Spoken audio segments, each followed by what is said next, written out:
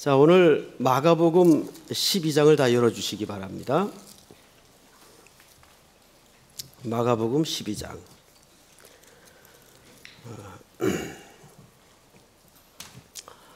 한번 여러분들에게 여쭤볼게요. 헌금 설교를 하는 목사가 좋은 목사일까요? 안 하는 목사가 좋은 목사일까요? 네? 이쪽에서는 안 하는 목사가 좋은 목사라 그러네요. 예. 물론 이제 형평과 기준과 입장에 따라 다르시겠지만은 헌금 설교를 안 하는 목사는 사실 나쁜 목사입니다. 왜냐하면 유명한 스폴천이라는 설교자가 있어요. 그분은 노골적으로 목사가 어떤 이유에서건 성도들에게 헌금을 가르치지 않는 것은 죄라고까지 얘기했습니다. 그 말은 무슨 얘기냐 하면 헌금을 가르치고 강조하라는 말이 아닙니다. 헌금을 바로 가르치라는 강조입니다. 믿습니까? 우리 교회에서의 일은 아닌데 한 번은 이게 새가족 등록에 그 사유가 적혀져 있지 않습니까? 그 사유를 우연히 보게 됐어요. 헌금을 이야기하지 않는 목사님이 계시다 그래서 구경 왔습니다. 그게 사유예요. 저 흑석동에 사는 분인데 어느 교회에 헌금을 설교하지 않는 목사가 있다 그래서 구경을 왔다 그래요. 제가 그 사유를 읽고 나서 참 씁쓸했습니다. 어쩌다가 한국 교회는 설교를 말하지 않는 헌금을 말하지 않는 목사는 좋은 목사고 헌금을 말하는 목사는 이상한 목사로 비춰지는 아이러니가 일어났습니다. 여기에는 100% 저희들의 책임이 있어요. 모두가 그런 건 아니겠으나 보편적으로 강단에서 또 목회 패턴 속에서 헌금을 가르치고 헌금을 말할 때 균형 있고 성경적인 가치에서 헌금이 이야기된 적이 거의 없었다는 실수를 오랜 세월 했습니다. 아마 오늘 본문은 그런 측면에서 굉장히 유명한 본문이 될 겁니다. 과부가 두렙돈을 바치죠. 이 두렙돈의 분량은 한 끼 저녁거리 정도의 분량밖에 되지 않아요. 그런데 성경은 그 분량을 이 여인의 생활비 전부라고 표현을 했어요. 그러니까 이 여인은 이 헌금을 드리고 나면 당장 굶게 되는 그런 가난한 과부입니다. 근데 이 객관적인 상황을 가지고 크게 두 부류가 나누어집니다. 예를 들어서 교회 교육관을 건축한다든지 또 본당을 이제 새로 건축을 한다든지 할 때 천편일률적으로 등장하는 본문이 오늘 이 본문이에요. 자, 과부도 자기 생활비 전부를 넣지 않느냐? 부자들 뭐하냐? 좀 더 내라 라고 말하기에는 이 본문보다 더 좋은 본문은 없습니다. 그래서 성도들의 주머니를 좀 표현이 불편하긴 하겠으나 털어내는 데에는 굉장히 효과 있는 본문이기도 합니다. 또 이 본문이 그렇게 많이 사용되기도 했습니다. 그러나 우리는 오늘 이 본문을 모든 들었던 선입관이나 전제를 내려놓고 어떤 해석이 중요하냐, 누가 이렇게 말하더라 보다도 성경이 자체적으로 뭘 말하고 싶은가를 한번 보도록 하십시다. 41절 예수께서 헌금함에 대하여 앉으사 이렇게 돼 있어요. 자, 앞을 보실까요? 우리 교회도 이제 헌금함이 저렇게 있어요. 원래는 사실 우리 한국 교회 초기에는 저렇게 헌금함이 있기보다는 긴 잠자리채 같은 게 돌아다녔죠. 잠자리채 기억나요? 예.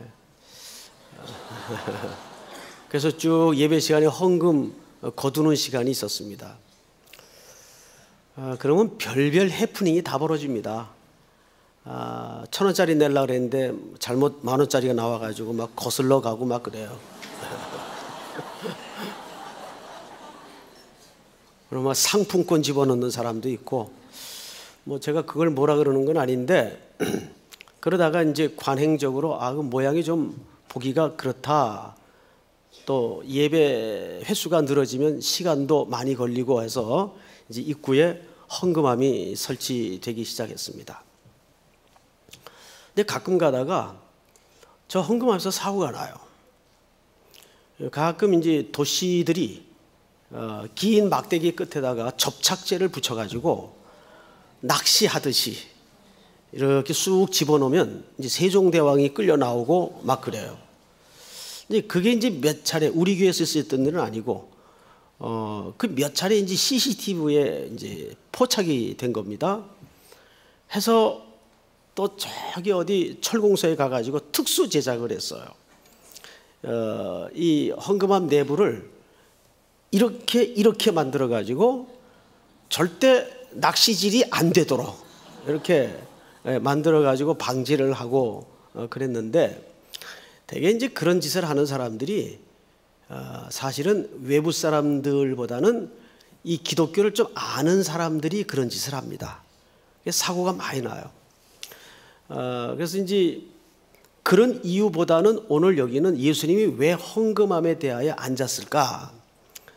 이 시대는 그 율법사나 바리새인이나 제사장들이 헌금함 앞에 앉아서 성도들이 쭉 성전에 들어가면서 헌금하는 행위를 신앙적 교육 차원에서 감독을 하게 되어 있습니다. 그런데 그 성전 입구에는 13개의 헌금함이 있어요. 그러면 헌금함이 13개 있다는 건 무슨 뜻일까요? 헌금 항목이 13개가 있다는 뜻입니다. 그러니까 항목이 많았죠. 뭐 예를 들면 장학 헌금, 구제 헌금, 이렇게 많은 항목에 해당하는 헌금함이 쭉 있었어요. 헌금함은 그 어떤 모양이냐면 입구가 절대 외부에서는 사람의 인위적인 작용으로는 꺼낼 수 없는 이렇게 나팔 입구 같은 모양으로 헌금함이 되어 있습니다. 근데 그게 사실은 철기로 되어 있어서 헌금을 넣으면 이제 세겔이나 또는 전부 주화, 말하자면 그 동전이잖아요. 그 시대에는. 그러니까 소리가 다 나도록 되어 있습니다. 그래서 대충 누가 어떤 액수의 헌금을 하는가가 다 이렇게 보여지고 나타나도록 구조를 교묘하게 만들어 놨어요. 그래서 성전에 들어가는 사람들이 거기다가 헌금을 넣으면서 들어갑니다. 근데 예수님이 딱 주목을 하는데, 허름한 누가 보아도 아주 가난한 행색이 흐르는 여인 하나가 헌금을 하면서 들어가는데 2렙돈을 헌금해요. 고드란트. 그러니까 이 헌금의 액수는 방금 전 말씀드린 것처럼 한 끼 저녁을 먹고 손 터는 작은 액수예요. 근데 그것이 그 여인의 현재 생활비 전부입니다. 그걸 드리고 들어갑니다. 예수님이 그 모습을 보고 이렇게 이야기를 했습니다. 자, 43절을 볼까요? 예수께서 제자들을 불러다가 이르시되 내가 진실로 너희에게 이르노니 이 가난한 과부는 헌금함에 넣는 모든 사람보다 어떻게 넣었도다? 많이 넣었도다. 그들은 다 그 풍족한 중에서 넣었거니와 이 과부는 그 가난한 중에서 자기의 모든 소유 곧 생활비 전부를 넣었느니라. 부자들도 좀 더해라.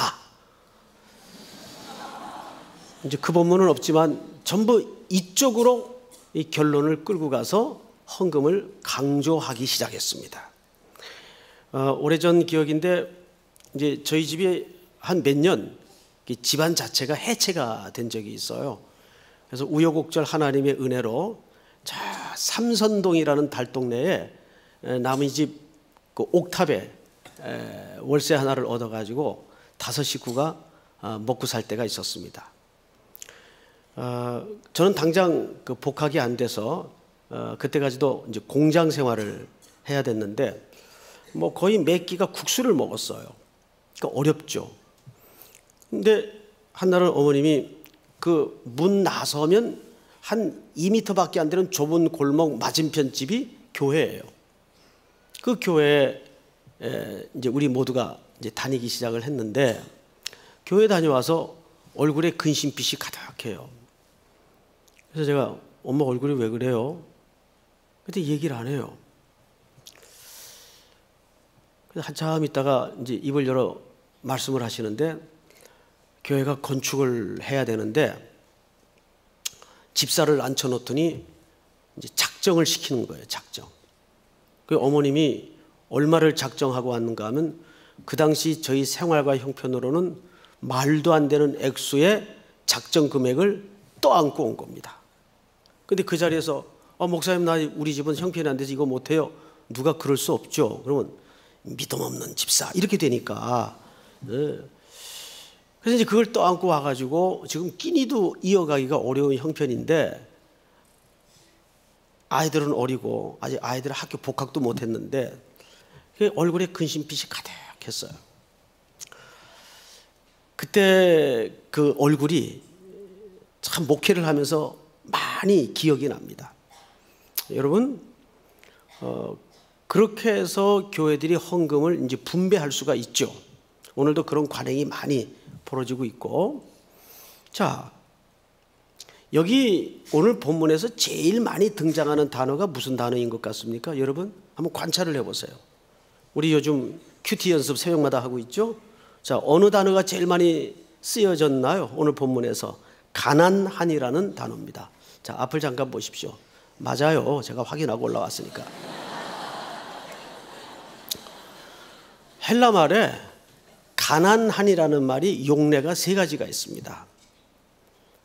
그냥 상대적인 빈곤 말고, 그것도 저 사람보다는 내가 가난하다는 표현을 할 수가 있겠죠. 근데 그 상대적 빈곤 말고 절대 빈곤 가운데 2 종류의 단어가 있습니다. 하나는 푸토코스라는 단어를 씁니다. 이것도 결핍이에요. 참 가난한 상태예요. 푸토코스. 그런데 오늘 여기에 사용된 가난한이라는 단어는 어떤 단어를 썼는가 하면 휘스테레세우스라는 단어를 썼어요.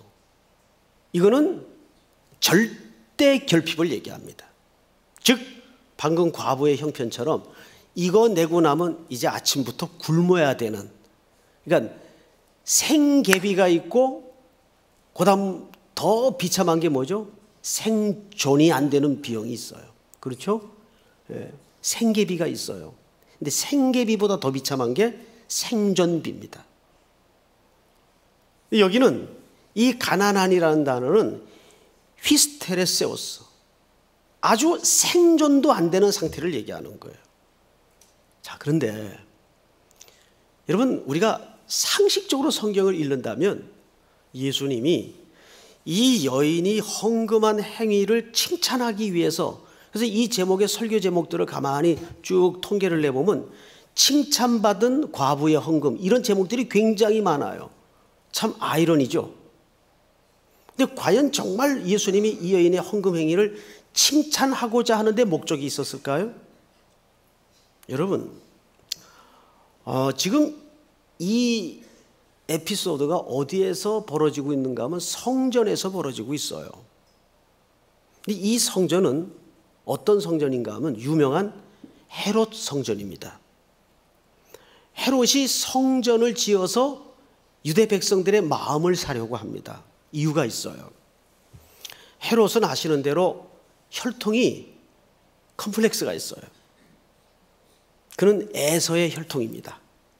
그래서 정통 유대인들에게는 별로 리더십에 호응을 받지 못하고 있던 때입니다. 까탈스러운 유대인들의 마음을 사기에 헤롯은 늘 그런 혈통적 컴플렉스를 갖고 있었어요. 그런데 다행히 집안 대대로 어떤 기술에 능란한 면모를 갖추었는가 하면 로마의 정권과 붙어서 분봉왕 자리라도 늘 놓지 않고 이 왕을 집안 대대로 해먹습니다.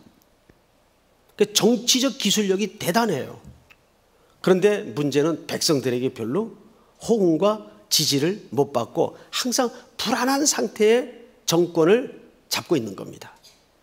그리고 유대인들의 그 밀란이 자주 일어나고 로마 정부를 향한 반란이 자주 일어나고 그것을 중간자 입장에서 또 제압하고 또 그들을 유화 정책을 펴서 다스려야 되는 어려운 정치적 공학관계 속에 빠져 있었습니다.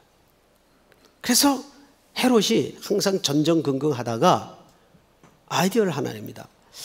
이 유대인들에게 좀 마음을 살 방법이 없을까 하다가 종교심이 워낙 강하니까 이들이 좋아하는 성전을 하나 새로 지어주자. 그러니까 성전을 짓는 것 자체가 나쁜 게 아니라 그 성전을 짓고자 하는 동기가 매우 불순하게 시작이 됐습니다. 해서 예루살렘 땅에 한 4분의 1 해당하는 아주 넓은 땅을 로마 정부로부터 허락을 받습니다. 그래서 거기다가 으리으리한 성전을 짓기 시작해요. 자, 그러면 여러분, 성전 지으려면 당장 현실적으로 뭐가 필요합니까? 동그란 거, 돈이 필요해요. 자, 그럼 그 돈을 헤롯이 내겠어요? 종교 지도자들이 내겠어요? 누가 냅니까? 결국 누구 주머니에서 나와야 돼요? 백성들의 주머니에서 나와야 돼요. 자, 그런데 백성들이 다 로마의 이 경제적인 과대한 세금 징수 정책 때문에 살기가 너무너무 어려워요. 특별히 예수님이 태어나던 이 당시는 굉장히 백성들이 어려웠어요. 그저 보리떡이 주식이 될 정도의 모든 백성들이 어려움 속에 살고 있었습니다. 그런데 그 백성들에게 헌금을 쥐어짜려니 방법이 없잖아요. 그래서 그 선봉에 누가 서느냐 하면 종교 지도자들이 선봉에 섭니다. 그래서 갖은 헌금을 징수하는 방법을 개발해내는 거예요. 그래서 헌금 항목도 많이 만들고 또 이런 성전 입구에서 제사장이나 종교 지도자들이 앉아서 성도들이 헌금 내고 들어가는 그것을 사실상 감독이면서 그들을 신앙 교육한다는 차원에서 주시하고 있는 거예요.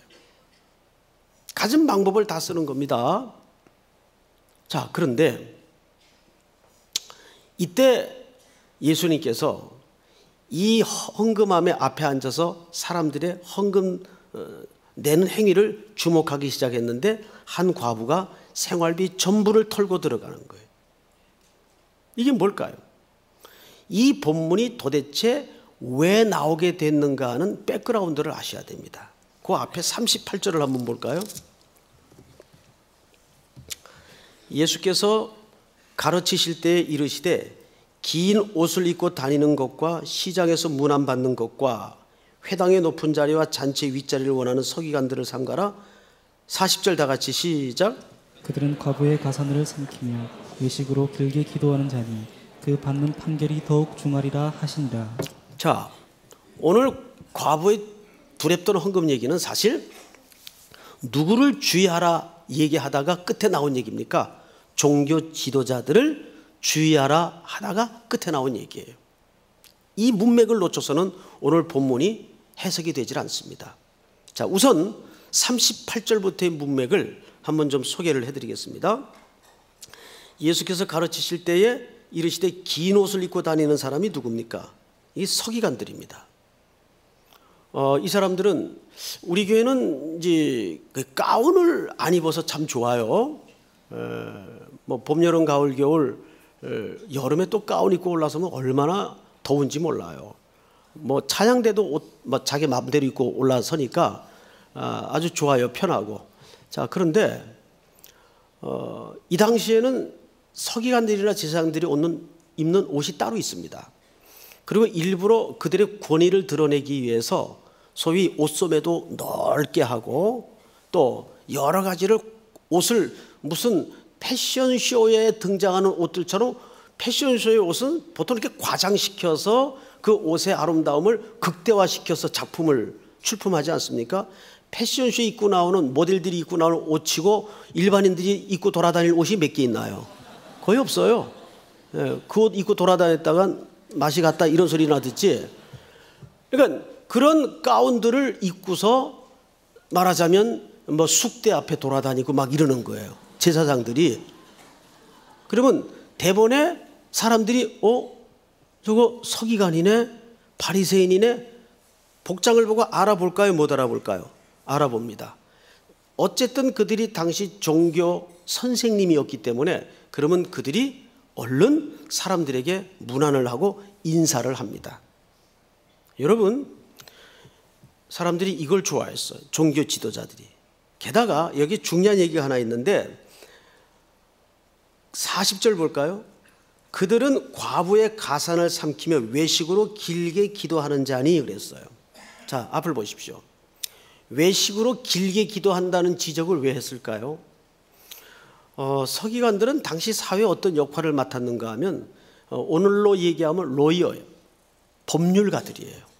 그래서 그들의 실질적인 사회 책임은 이렇게 남편을 졸지에 잃고 남편이 남겨놓은 그 가난한 과부와 그리고 고아 그리고 또는 그 남편의 유산들을 서기관들이 사회적 보호막이 되어서 보호해주고 안전히 지켜주는 역할을 하는 거예요.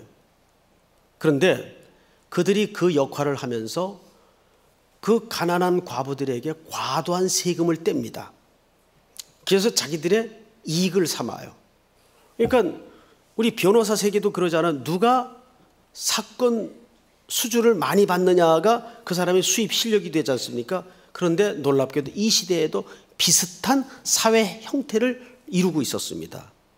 그런데 그 판단과 기준이 뭐냐 하면 누가 더 영험하게 길게 기도하는가가 중요한 사건 의뢰의 기준이었어요. 저 서기관님은 4시간짜리 기도래.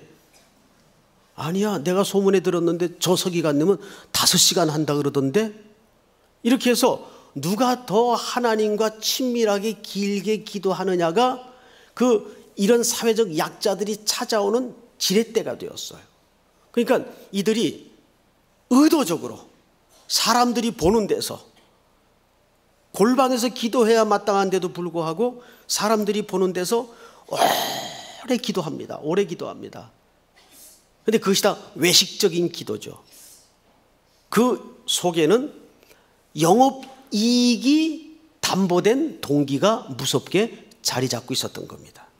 그래서 예수님이 그 부분을 지적하는 거예요. 외식으로 길게 기도하는 자니 그래야 사건 의뢰가 많이 접수가 되기 때문에 이익이 더 많이 발생할 것을 염두에 두고 그런 종교를 빌미로 영업이익과 생계를 수단화 삼는 겁니다. 얼마나 서글픈 현실이에요. 그리고 또 이들이 하는 일 중에 하나가 뭐냐면 백성들로 하여금 말씀을 가르칠 때 지금 한창 지어져 가고 있는 이 헤롯 성전에 충당해야 될 헌금 때문에 골머리를 앓고 있으니까 슬슬슬 그들이 가르치는 말씀이 왜곡되기 시작합니다. 소위 목적형 부흥회 같은 걸 하는 거예요. 우리 보통 일반 교회들이 건축 앞두고 무슨 큰 프로젝트와 미션을 앞두고 집회들을 가끔 해요. 성전 건축을 위한 대축복 성회. 그러면 거기 또 전문가들이 계세요. 그런 전문가들이 오셔서 주로 이제 그 설교를 하게 되면 어떤 아류의 설교가 나오냐 하면 사랑하는 성도 여러분, 목소리도 또 예사스럽지 않습니다. 그래서 하나님께 많이 바쳐야 자손 대대로 복을 받고 하나님 앞에 인색하면 자식들이 저주를 받게 돼 있습니다. 이렇게 하면 처음에 치하고 콧소리 내다가 흥하고 별 웃기는 설교 다 듣겠네 하다가 사람이 죄인이고 연약한지라 그러다가 애가 교통사고라도 나봐요. 내가 그런 못된 생각을 갖고 하나님 앞에 인색해서 우리 애가 이런 사고가 났지. 애비가 잘못이야. 내가 믿음이 없어 그랬어. 그렇게 될까요? 안 될까요? 그렇게 돼야 안 돼요? 된단 말이에요. 그런 설교 10번만 들어보세요. 예? 11조 내야 복 받고 안 내면 반드시 안 낸 만큼 하나님께서 저주를 퍼붓고 빵꾸를 내실 겁니다. 그런 설교 한번 5-6번만 들어봐요. 찔리는 구석이 생길까요? 안 생길까요? 없던 것도 생겨요. 그게 인간이에요. 그러니까 어쩌다가 헌금이 11조가 제정신을 잃어버리고 돈 놓고 돈 먹기식의 축복의 계약금 정도의 개념으로 성도들에게 왜곡되게 비치기 시작했어요. 그래서 우리의 그 성결하고 순수하고 아름다운 헌금을 전부 무너뜨리고 망가뜨리기 시작했어요. 제가 이런 표현을 가능하면 우리 청년들, 우리 자식들 같은 분들이 많이 앉아 계시니까 안 쓰려고 하지만은 이런 거는 사기입니다. 사기. 기독교 사기. 이거 종교 폭력이에요. 여러분, 11조는 축복의 계약금도 아니고 하나님하고 거래하는 것도 아닙니다. 가장 중요한 헌금의 정신은 감사예요. 감사. 감격해서 하나님 앞에 드리는 거예요. 믿습니까? 자, 그러면 오늘 도대체 예수님이 이 본문을 통해서 의도하고 드러내고자 하는 메시지가 뭘까요? 하나입니다. 성경은 아닌데 이 시대상을 잘 알 수 있고 또 성경을 배경상 이해할 수 있는 좋은 문헌들이 많아요. 우리나라에는 그런 문헌들이 아직 잘 개발이 안 됐는데 저는 이제 대표적으로 두 가지 책을 이제 들 수가 있는데, 하나는 요세푸스가 기록한 유대 역사. 이런 책들은 예수님 시대 이전의 역사적 배경까지 아주 객관적인 시각에서 잘 기술된 내용들이 많습니다. 그런데 오늘 이 시대적 배경은 미드라시라는 책이 있어요. 성경책은 아니나 그 시대 예수님의 사회상을 잘 소개한 책들입니다. 그 책에 보면 이런 대목이 나와요. 여기 과부가 등장을 하는데, 과부가 하나님 앞에 헌금을 드리고 싶은데 돈이 없어요. 그래서 집에 가가지고 다 뒤져보니까 밀가루 독에, 밀가루 자루에 바닥에 그것도 밀가루 한 움큼 정도가 남아있어. 이거 보니까 그저 한 끼 음식 해 먹으면 그냥 끝날 정도의 작은 분량이에요. 그래도 이거라도 하나님 앞에 드려야 되겠다 싶어서 딸딸 긁어가지고, 그래서 이 양손에 겨우 소복히 쌓이는 분량을 들고 조심스럽게 성전에 들어가서 하나님 제단 앞에 드리고, 감히 가까이 가서 서지도 못한 채 저 뒤쪽에 서서 고개를 숙이고 기도합니다. 하나님, 보잘것없는 과부의 헌물이지만 받아주시옵소서. 그러다가 그 성막 뒤에서 제사장이 그 과부가 드리는 행위와 그 모든 과정을 다 보다가 벼락같이 소리를 지릅니다. 이봐 과부, 하나님 앞에 드리는 헌물이 이 꼬라지가 뭐야? 이건 거지도 안 받아가겠다. 가끔 가다가 목사님들 가운데 무서운 소리 하는 분들이 있어요. 1,000원짜리 헌금하면, 요즘 1,000원은 거지도 안 받는 헌금을 누가 이거 하나님 앞에 이거 헌금했어, 이런 식으로 막 협박하는 분들이 가끔 계세요. 무서운 말이죠. 이봐 과부, 이걸 하나님 앞에 헌금이라고 했어? 그러다가 후다닥 놀라가지고 잠이 깼는데 제사장이 졸다가 꿈을 꾼 거예요. 이런 내용들이 미드라시라는 책 같은 데 등장을 합니다. 자, 그러면 그게 뭘 얘기하는 걸까요?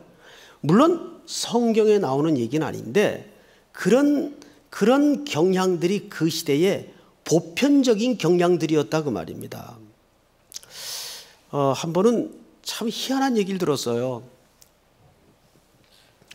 어느 날 갑자기 목사님이 경호회사에다가 정식 의뢰를 해가지고 경호원을 붙이기 시작했어요. 교인들이 수군거렸죠. 왜 그래? 무슨 일 있어?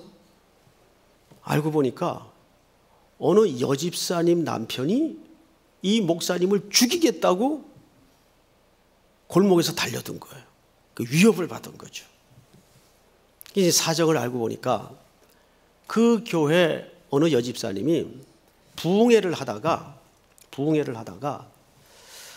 강사의 그런 아주 능수능란한 메시지 패턴에 감성적으로 홀딱 넘어가 가지고 남편한테 이런 방구 의논도 안 하고 전세 계약금을 하나님 앞에 몽땅 드렸어요.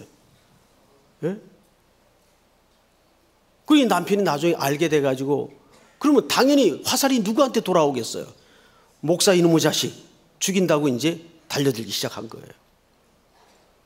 그런 참 우리가 일반적으로 듣기 어려운 일들이 많이 발생을 지난 한 20년 가까이 쭉 교회 뒤에 어두운 이면에서 벌어지고 있었던 겁니다.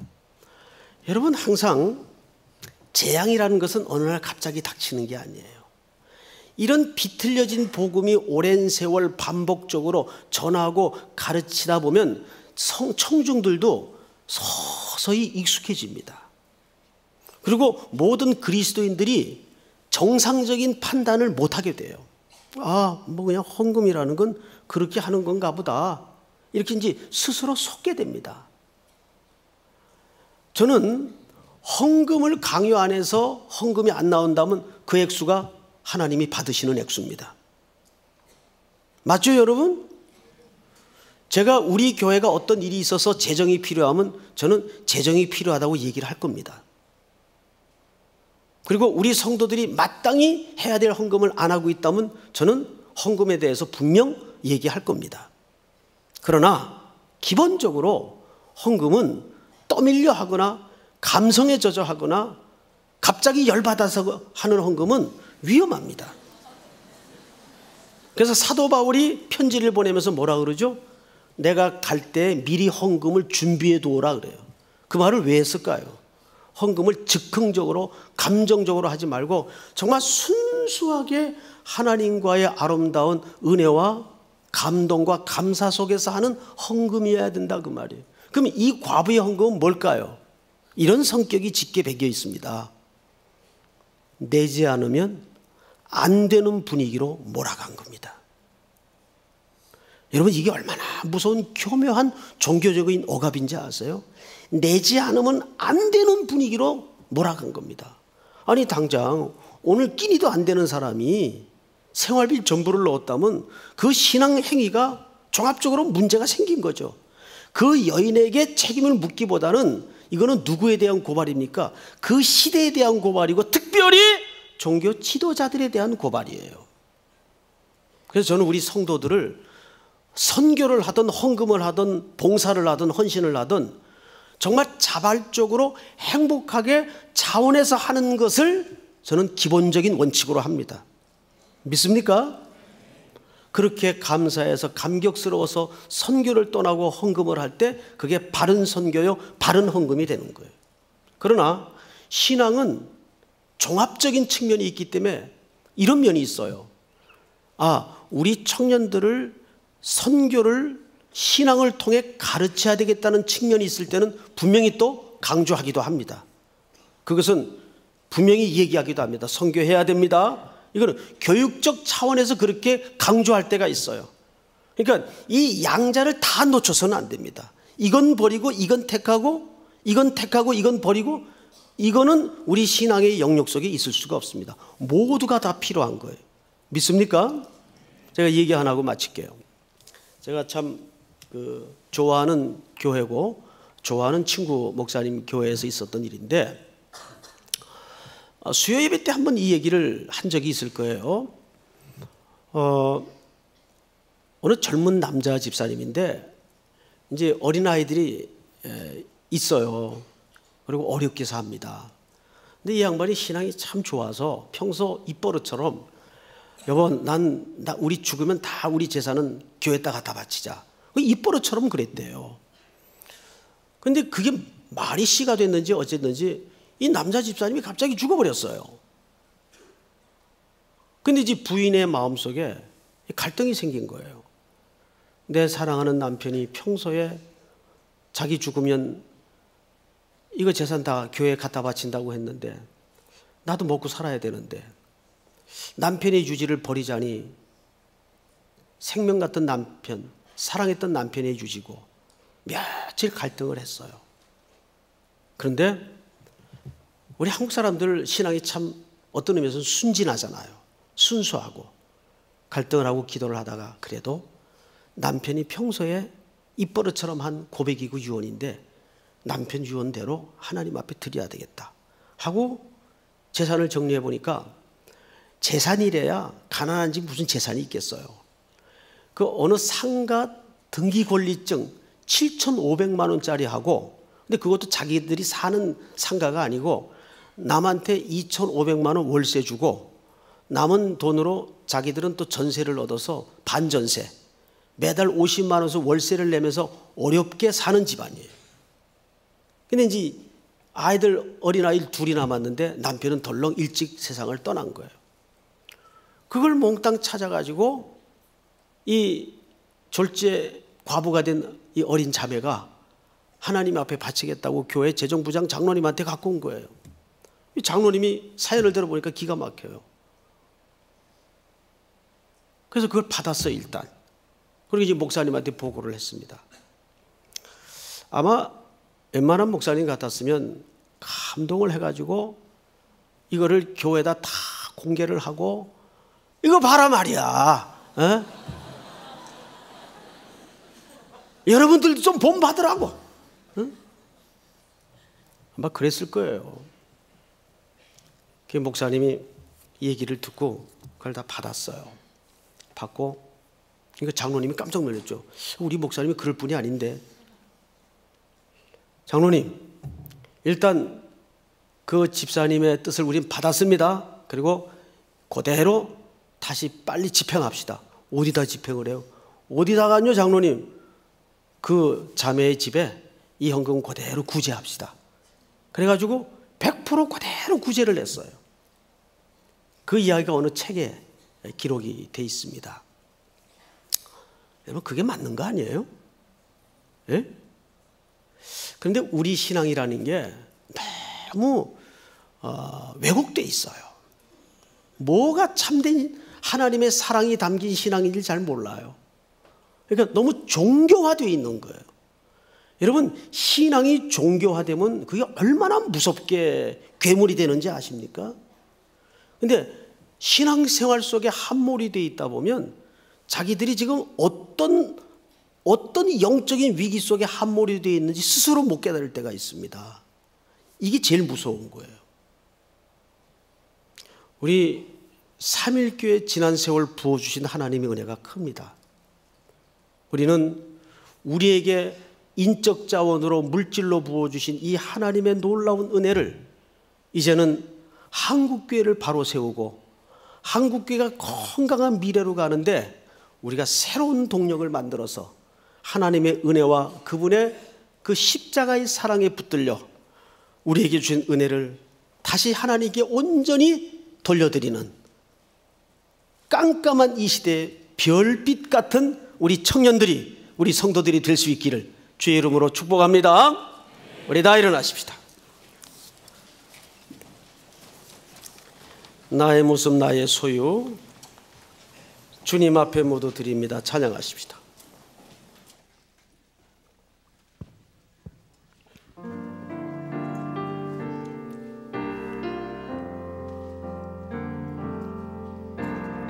나의 모습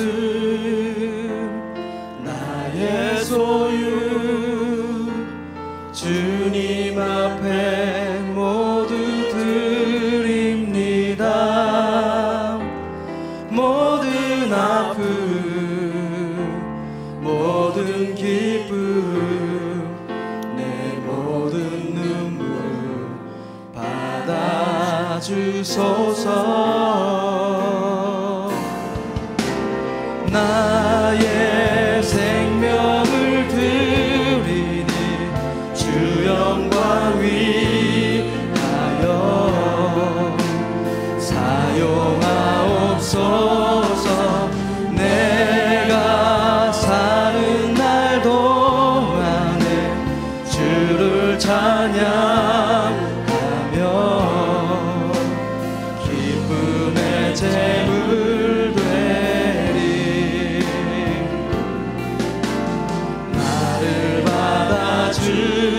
주소서. 어제 일과 내일 일도 꿈과 희망 모두 드립니다.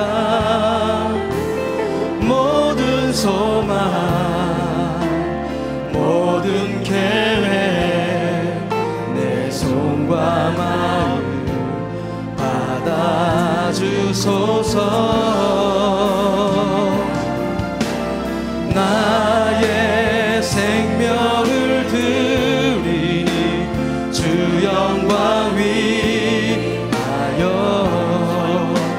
사용하옵소서. 내가 사는 날 동안에 주를 찬양하며 기쁨의 제물 되리. 나를 받아주 나의 생명을 드리니 나의 생명을 드리니 주 영광 위하여 사용하옵소서. 내가 사는 날 동안에 주를 찬양하며 기쁨의 제물 되리. 나를 받아주소서. 나를 받아주소서. 우리 서신 채로 한번 기도합시다. 오늘 종일 우리는 이곳에서 1부서부터 8부 마지막 예배까지 드리면서 오늘 임재하시어 나 개인에게 주셨던 하나님의 말씀을 기억하십시다. 넉넉하게 이기게 하시는 하나님, 승패의 싸움이 아니라 십자가의 사랑으로 이겨내게 하시는 그 하나님의 사랑, 이 한 주간도 실천하여 순종하게 하시고 또 오늘 저녁에 주신 말씀처럼 주님 찬송의 고백처럼 우리의 생명까지도 주님의 것입니다. 모든 것을 주님께 드립니다.